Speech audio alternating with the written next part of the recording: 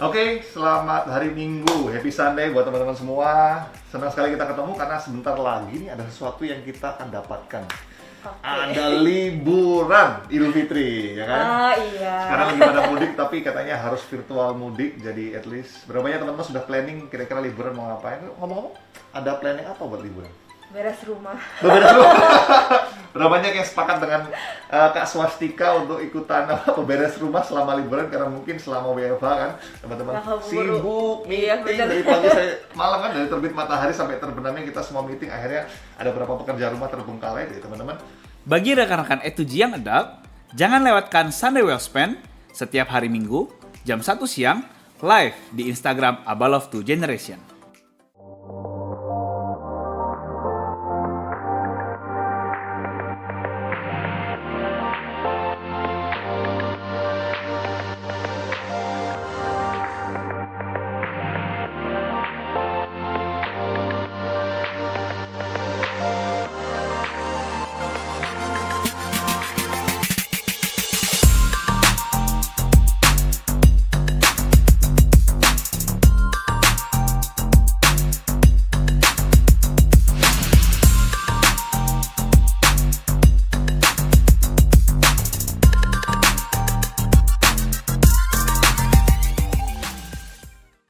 Shalom, kembali menjumpai seluruh jemaat Tuhan yang ada di Abalove Barat. Kita ada dalam suasana liburan, tapi tetap kita mau setia di dalam ibadah raya online kita. Dan pada bulan Mei, secara khusus di tahun 2021 ini, kita semua sudah sungguh-sungguh menyiapkan diri dan kita mau belajar committed to change, berkomitmen untuk berubah. Perubahan tidak mungkin terjadi tanpa adanya sebuah komitmen. Komitmen pasti dihasilkan melalui ketekunan yang dijalani sehari-hari sampai perubahan itu terjadi. Jadi saya mau ajak kita semua bersama-sama untuk melihat pada minggu yang lalu kita sudah belajar tentang bagaimana kita bertekun di dalam firman. Masih ingat? Ada cermin buat hidup kita. Ya, ada bagian yang kita harus perbaiki dan kita lakukan yang terbaik. Dan tema pada minggu yang lalu adalah hidup lebih mulia oleh karena kita punya hati yang sungguh-sungguh mau belajar kebenaran firman. Dan saya yakin seluruh jemaat kita mau setia merenungkan, menyelidiki, melakukan kebenaran firman Tuhan. Dan minggu ini kita mau membahas sebuah tema yang sangat menarik. Menjadi satu kesatuan, yaitu kenapa doamu berkuasa? Apakah saudara rindu engkau mengalami doa yang berkuasa? Apakah kita semua dalam komunitas, dalam keluarga, waktu berdoa kita akan melihat doa kita menjadi doa yang berkuasa? Mari kita mau belajar kebenaran firman Tuhan dalam Kisah Rasul pasal 2 yang ke-42. Karena gereja mula-mula dikatakan mereka bukan hanya bertekun dalam pengajaran rasul-rasul dan persekutuan, dan berkumpul memecahkan roti, ada kata yang penting, mereka sangat bertekun di dalam berdoa. Waktu saya mempelajari apa yang dimaksud dengan berdoa dari ayat ini, ternyata ini adalah sebuah doa yang dipanjatkan dengan sungguh-sungguh, atau ini sebagai doa penyembahan. Doa pertukaran dari keinginan manusia menjadi keinginan Allah. Inilah doa dengan iman. Maka mengapa gereja mula-mula bisa melakukan 4 hal bertekun tersebut? Mereka bisa bertekun oleh karena mereka diajarkan oleh rasul-rasul, murid Yesus yang sudah pernah melihat secara langsung, perhatikan apa yang Yesus kerjakan dan Yesus ajarkan. Saya mau hari ini kita belajar bersama-sama apa yang Yesus kerjakan di dalam proses doa tersebut. Mari kita lihat. Kita bisa menemukan bahwa di waktu Yesus mengerjakan, ya, dia punya beberapa karakteristik atau ciri-ciri. Yang pertama kita bisa temukan, Yesus memprioritaskan waktu untuk berdoa secara pribadi. Firman Tuhan berkata dalam Markus 1 ayat 35, pagi-pagi benar. Ya, Saya tidak tahu kita menyaksikan online service ini walaupun jam 9.30, tapi ada yang sudah siap-siap ya berdoa di pagi hari. Ya, ini sama seperti juga Yesus, dia berdoa pagi-pagi benar waktu hari masih gelap. Ya, artinya katanya kalau kita dibangunkan fajar atau fajar membangunkan kita. Jadi kalau masih gelap artinya kita yang membangunkan fajar. Yesus bangun dan pergi keluar, ia pergi ke tempat yang sunyi dan berdoa di sana. Mari kita bisa melihat kembali di dalam Lukas 6 ayat 12. Bukan hanya di pagi hari, tapi dikatakan pada waktu itu juga pergilah Yesus ke bukit untuk berdoa. Dan dikatakan semalam-malaman. Jadi ternyata doa di malam hari itu Yesus lakukan. Ia berdoa kepada Allah. Mari hari ini kita mau melihat ternyata ada penulisan yang menegaskan tentang waktu yang diambil oleh Yesus dalam berdoa. Pagi-pagi benar, waktu hari masih gelap, berdoa semalam-malaman. Sekalipun begitu sibuk, kita tahu Yesus begitu banyak hal yang dia lakukan, tapi Yesus tetap memprioritaskan waktu untuk berdoa secara teratur dan konsisten. Apakah kita punya waktu berdoa? Mari saya mau ajak jemaat Tuhan yang ada di Abalah Barat. Katakan dari hatimu, Tuhan aku mau mengambil waktu untuk membangun hubungan yang intim dengan Engkau. Jangan sampai kita terlalu sibuk sampai tidak bisa meluangkan waktu untuk berdoa. Jika kita sedang berdoa atau berkomunikasi dengan Tuhan, yuk saya mau ajak kita, termasuk diri saya juga. Jangan terpengaruh dengan kendala seperti ada WA, WhatsApp, atau ada games, atau ada pikiran kemana-mana. Sehingga kita tidak punya lagi waktu untuk berdoa. Jadi punyai waktu berdoa. Selain itu, yang berikutnya lagi Yesus mencari tempat untuk berdoa. Lukas 5 ayat 16 berkata, akan tetapi ia mengundurkan diri ke tempat-tempat yang sunyi. Jadi dia mencari tempat yang lebih private, sendirian dan berdoa. Kalau kita belajar tadi, ya, ada penulisan menegaskan tentang waktu, lalu kita juga bisa melihat bahwa ada unsur tentang tempat.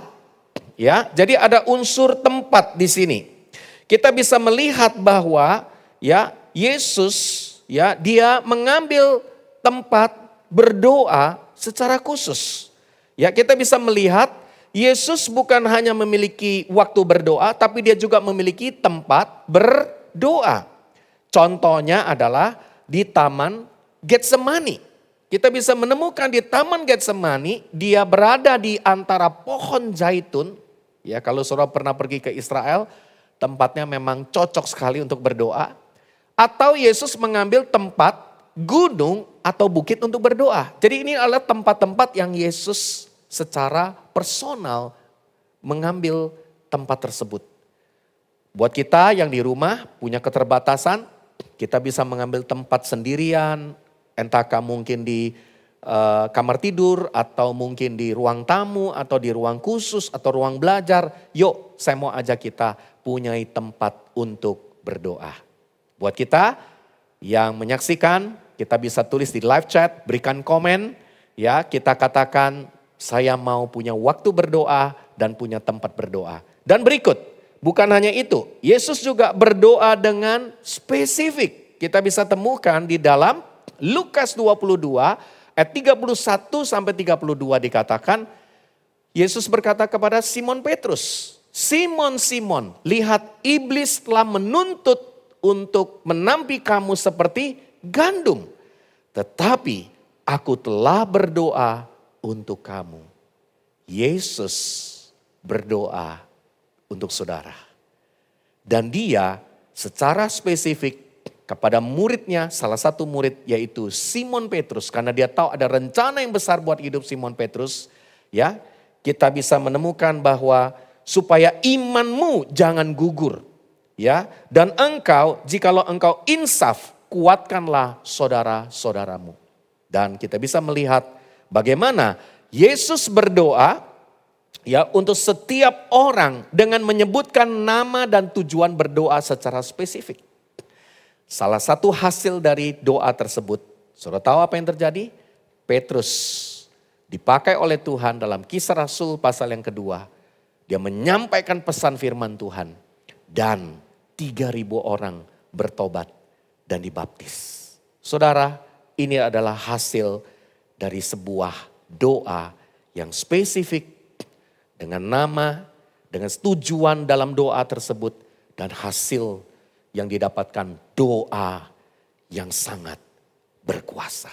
Tuliskan dalam live chat atau di komenmu, doa yang berkuasa. Wow. Namun bukan hanya itu. Yesus juga berdoa bersama. Jadi dia bukan hanya doa sendirian. Yesus juga berdoa bersama dengan muridnya. Dan kita bisa menemukan di dalam Lukas 9 ayat yang ke-28. Dikatakan kira-kira 8 hari sesudah segala pengajaran itu, Yesus membawa 3 orang. Petrus, Yohanes, Yakobus lalu naik ke atas gunung untuk berdoa. Ya, ketika Yesus berdoa ke atas gunung, bahkan waktu dia berdoa di Taman Getsemani, ia mengajak murid-muridnya untuk berdoa bersama. Wow, jadi Yesus punya waktu berdoa bersama-sama. Inilah yang Yesus kerjakan di dalam kehidupan doa yang dilihat oleh murid-muridnya. Dan ada banyak yang lain lagi, tapi kita mau fokus belajar dalam prinsip bagaimana Yesus memiliki kehidupan berdoa. Tapi bukan hanya itu, Yesus juga dikatakan dia mengajarkan kepada murid-muridnya tentang hal berdoa. Wow, kenapa Yesus sampai mengajarkan cara berdoa? Menarik sekali.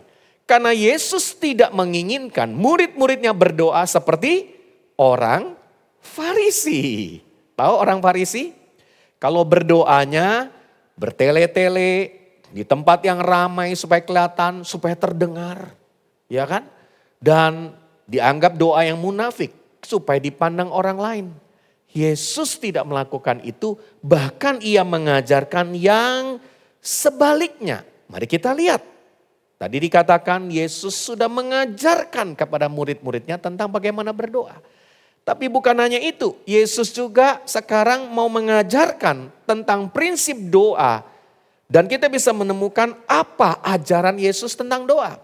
Salah satu yang Yesus ajarkan, kalau kita mau mengalami doa yang berkuasa, kenali prinsip-prinsip doa yang Yesus ajarkan. Salah satu yang begitu penting yang Yesus ajarkan adalah doa Bapa kami. Dan kita bisa menemukan di waktu Yesus melayani bersama murid-muridnya dalam Lukas 11 ayat 1-4, saya mau ajak kita ya baca bersama-sama. Pada suatu kali Yesus sedang berdoa di salah satu tempat, sedang berdoa. Ketika ia berhenti berdoa, berkatalah seorang dari murid-muridnya kepada Yesus, Tuhan, ajarlah kami berdoa. Sama seperti yang diajarkan Yohanes kepada murid-muridnya. Ternyata ada Yohanes Pembaptis yang sudah mengajarkan doa kepada murid-muridnya.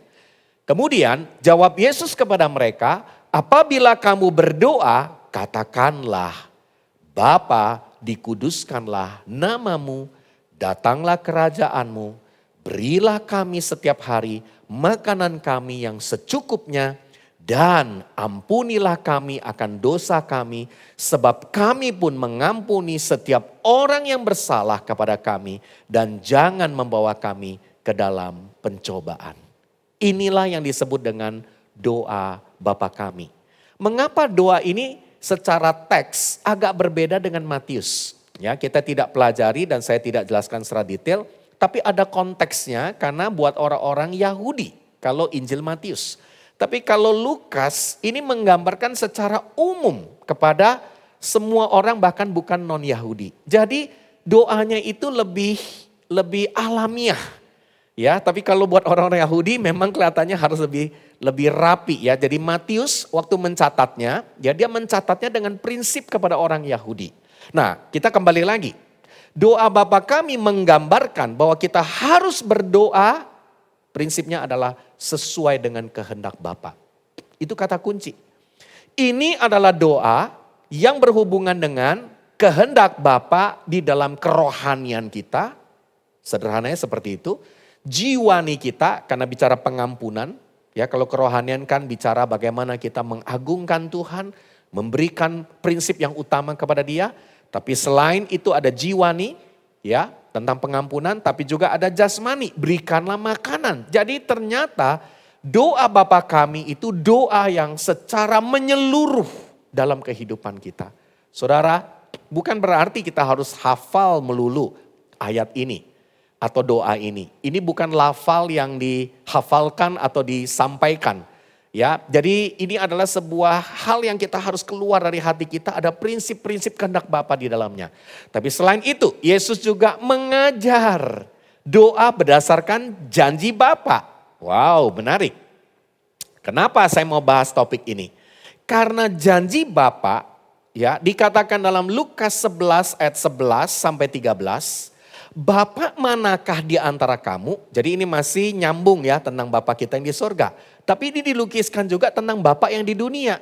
Bapa manakah di antara kamu jikalau anaknya minta apa? Minta ikan. Daripadanya akan memberikan ular kepada anaknya itu ganti ikan. Lalu kemudian atau jika ia minta telur akan diberikannya kalajengking. Jadi jika kamu yang jahat tahu memberi pemberian yang terbaik, yang baik kepada anak-anakmu, apalagi Bapamu yang di sorga. Ia akan memberikan Roh Kudus. Jadi memang waktu itu konteksnya adalah mau dicurahkan kuasa Roh Kudus kepada mereka yang meminta kepadanya. Makanya kalau kita mau mengalami doa yang berkuasa, izinkan ada kuasa Roh Kudus yang menguasai dan engkau dibaptis dengan Roh Kudus. Dan ingat, jangan takut waktu engkau minta baptisan Roh Kudus, gak mungkin roh yang lain yang akan diberikan buat hidupmu. Tapi apa ini maksud dengan konteks tadi? Ya, ular ganti ikan. Jadi ada jenis, ya jenis apa? Jenis ikan yang mungkin mirip-mirip prototipenya seperti ular. Jadi ini sebenarnya Tuhan mau menggambarkan, harus hati-hati juga, ya, bahwa ada gambaran ya yang namanya ular seperti ikan, ya. Tapi Tuhan Bapa kita yang baik, Dia nggak akan berikan itu. Dia akan berikan ikan yang sebenarnya buat kita. Nah, yang menarik lagi tentang apa? Tentang telur sama kalajengking. Aneh ya, kok minta telur keluarnya kalajengking? Ternyata di zaman itu, di padang gurun, saudara tahu, ya ada jenis kalajengking. Dia itu kalau ngumpet di batu, ya kita tahu ya di padang gurun. Dan ingat loh, binatang-binatang di padang gurun itu berbisa yang luar biasa. Ya, bahkan yang paling beracun itu ada di padang gurun. Nah, ada jenis kalajengking, dia itu suka ngumpet dan kalau dia ngumpet warna kalajengkingnya ya itu mirip warna telur. Dan dia akan seperti kalajengking bukan yang lurus tapi dia akan seperti kayak bersembunyi. Modelnya kayak telur. Waktu disentuh ternyata kalajengking. Nah, ini yang dimaksud konteks tentang telur dan kalajengking. Jadi saudara, kita bisa menemukan ya, kalau doa yang berdasarkan janji Bapa ini memberikan gambaran bahwa Bapa mau memberikan yang terbaik kepada kita, ya. Kemudian, selain tentang doa kepada janji Bapa, saya mau ajak saudara, mari selain doa Bapa kami, ada doa terhadap janji Bapa, Dia pasti memberikan yang baik buat kita, khususnya buat kita yang minta kuasa Roh Kudus bekerja dalam diri kita, Dia pasti memberikan Roh Kudus itu, bukan roh yang lain. Tapi mau nggak kita sekarang belajar? Saya makin mempelajari tentang doa, saya makin mengerti. Ternyata doa yang paling berkuasa, salah satu ciri-cirinya adalah harus berdoa untuk orang lain. Ayatnya di mana? Lukas 11 ayat 5 sampai 10, kita nggak usah baca ayatnya. Ada gambaran, jadi ini masih satu perikop yang sama. Ada gambaran tentang 3 sisi sahabat. Ini disebut sahabat. Sahabat berarti dekat, teman yang benar-benar dekat, yang dipercaya, yang bisa diminta tolong. Ya, nah di dalam 3 sisi sahabat ini ada yang diminta tolong, ada yang akan ditolong, dan ada yang meminta tolong. Nah, saudara baca nanti di ayat tersebut. Mengapa permohonan orang yang meminta tersebut dikabulkan? Karena ia meminta bukan untuk kepentingan dirinya sendiri, tetapi untuk orang lain. Jadi kita perlu berdoa untuk orang lain seperti sahabat kita, keluarga, teman-teman, bahkan orang-orang yang Tuhan ingatkan. Yuk kita belajar berdoa untuk mereka. Percayalah Tuhan pasti menjawabnya. Amin saudara. Di waktu engkau berdoa buat orang lain, percayalah Tuhan akan melihat hidupmu sendiri. Dan Tuhan akan menjawab apa yang menjadi kebutuhanmu. Tapi ingat, fokus doa bukan melulu buat diri sendiri. Tapi fokus doa justru kita meminta buat orang lain. Selain itu, Yesus mengajarkan tentang apa? Seperti gereja mula-mula. Doa dengan tekun. Di mana ayatnya? Lukas 18 ayat 1 berkata, Yesus mengatakan dan dia menegaskan kepada mereka bahwa mereka harus selalu berdoa dengan tidak jemu-jemu. Tidak jemu-jemu artinya apa? Enggak boleh bosan. Doa secara realita, saya pribadi memang kadang-kadang bosan juga. Ya kita udah doa, udah ngomong, udah minta sama Tuhan. Mungkin ada di antara engkau yang sudah tahunan berdoa, sudah minta supaya Tuhan menjawab kebutuhan keluarga atau sesuatu yang sedang engkau rindukan. Tapi mungkin belum terjawab. Tuhan bilang jangan jemu-jemu. Lukas 18, kalau saudara baca dari ayat pertama sampai ke-7. Bahkan di dalam perikop ini bicara tentang seorang janda yang terus mengetuk pintu. Dari pintu hakim yang tidak adil ini. Tuhan berkata, tidakkah Allah akan membenarkan orang-orang pilihannya yang siang malam berseru kepada dia. Siang malam bicara apa? Tekun. Ya, jadi jangan hanya di pagi ya atau di sore tapi juga siang dan malam. Waduh, ini namanya kalau sampai doa terus. Saudara bisa bayangkan enggak kalau rumahmu didatangi terus pagi, siang, sore, malam. Apa yang saudara lakukan kalau ada seseorang yang datang? Nah, itu yang terjadi. Ya kan, memang realitanya saudara mau gak mau harus buka. Ya, atau memang panggil satpam ya bisa juga sih. Ya tapi ini sebenarnya intinya apa? Kita harus belajar bertekun. Dan dikatakan adakah dia mengulur-ngulur waktu sebelum menolong mereka? Tuhan mungkin kelihatannya lambat. Tapi dia tidak pernah terlambat. Ada amin saudara? Matius 26 ayat 44. Menuliskan juga tentang Yesus berdoa sampai berapa kali di Taman Getsemani? 3 kali. Kali pertama, kali kedua, sampai kali ketiga. Di mana Yesus berkata, aku mau mengikuti kehendak Bapa dalam hidupku. Benarkah saudara? Inilah doa Yesus.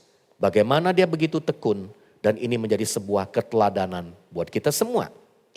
Dan mari hari ini kita juga mau bisa melihat waktu Yesus ya, kita bisa menemukan juga Yesus mengajarkan yang berlawanan dengan kebiasaan pada saat itu. Saudara masih ingat? Nggak usah buka ayatnya, Yohanes 4, 23, 24. Penyembah-penyembah yang benar akan menyembah Bapa dalam roh dan kebenaran. Dan dikatakan mereka akan menyembah pada waktu itu ke kiblatnya ke Yerusalem. Benar nggak? Mereka cari gunung. Kali ini Yesus mengajar kamu nggak perlu lagi mencari Tuhan. Ya, berkiblat ke Yerusalem. Ya, menghadap ke Yerusalem, sembahyang ke Yerusalem. Atau engkau ya kepada gunung tertentu. Tetapi engkau berdoa kepada Bapa di surga dalam roh dan kebenaran. Lalu kita bisa menemukan lagi ya dalam Matius 18 ayat 18 sampai 20. Firman Tuhan bilang, kita masih ingat ya ayat ini. Apa yang engkau ikat di sorga, ya apa yang engkau di dunia, akan terikat di sorga. Apa yang engkau lepaskan di dunia akan terlepas di sorga. Jadi jika 2 orang daripadamu sepakat meminta apapun, permintaan mereka akan dikabulkan oleh Bapa yang di surga. Sebab dikatakan di mana 2-3 orang berkumpul, aku ada di tengah-tengah mereka. Yesus lagi ngajar apa? Lagi mengajar doa sepakat. Dalam mengikat dan melepaskan. Konteks yang dimaksud adalah berdoa, meminta supaya kalau ada saudaranya yang terikat dengan dosa, mengalami kelepasan dari dosa dan mengalami pertobatan kembali. Jadi konteks ayat ini adalah doa supaya jiwa-jiwa mengalami pertobatan. Saudara, hari ini saya mau kita belajar dari apa? Dari bagaimana yang Yesus kerjakan, kemudian yang Yesus ajarkan. Itulah doa yang berkuasa. Sudah memberikan keteladanan buat kita, memberikan pengertian kepada kita, maka yang terjadi doa gereja mula-mula begitu dahsyat. Sudah baca dalam Kisah Para Rasul. Dan saya mau tutup firman Tuhan hari ini dengan doa gereja mula-mula. Saya mau ajak kita baca. Jemaat Abalef Barat, semua sudah mendengar online service ini. Yuk, saya mau ajak kita alami seperti doa gereja mula-mula. Doamu berkuasa. Saudara tahu kisah ini waktu Petrus dan Yohanes ditangkap. Lalu kemudian mereka dilepaskan. Gereja mula-mula mengalami aniaya, mengalami masalah. Ini gambaran buat hidup kita pada hari ini. Ya, mungkin bukan dalam bentuk seperti Petrus Yohanes atau gereja mula-mula, tapi kita mengalami berbagai tekanan, penderitaan, aniaya, masalah. Tapi lihat, gereja mula-mula punya doa berkuasa. Kenapa? Karena dikatakan, mari kita baca sama-sama. Inilah doa gereja mula-mula. Dan sekarang ya Tuhan, lihatlah bagaimana mereka mengancam kami dan berikanlah kepada hamba-hambamu dalam nama Yesus keberanian untuk memberitakan firman-Mu. Di dalam momen bulan ini saya mau ajak gereja Tuhan, buat kita semua yang ada di Abalef, yuk kita mau dan kita berkata, berikan keberanian untuk kami memberitakan firman-Mu. Dan kita baca, ulurkanlah tangan-Mu untuk menyembuhkan orang. Amin. Ada mujizat yang akan terjadi. Ada kesembuhan yang akan diberikan. Dan adakanlah tanda-tanda dan mujizat oleh nama Yesus. Di dalam nama Yesus terjadi saudara. Ada kuasa kesembuhan, ada mujizat. Mari kita percaya ini doa yang berkuasa. Dan ayat 31, yuk dengan sepakat. Dan ketika mereka sedang berdoa, goyanglah tempat mereka berkumpul itu. Dan mereka semua penuh dengan Roh Kudus. Oh haleluya. Saya berdoa mau mengajak kita. Ayo hidup dalam kepenuhan Roh Kudus. Ada kuasa Roh Kudus, kuasa membawa kita menjadi saksi. Dan apa yang dikatakan. Lalu mereka dikatakan memberitakan firman Allah dengan berani. Dalam nama Yesus. Kami para penatua berdoa buat setiap kita. Supaya kita mengalami doa yang misioner ini. Inilah hasilnya.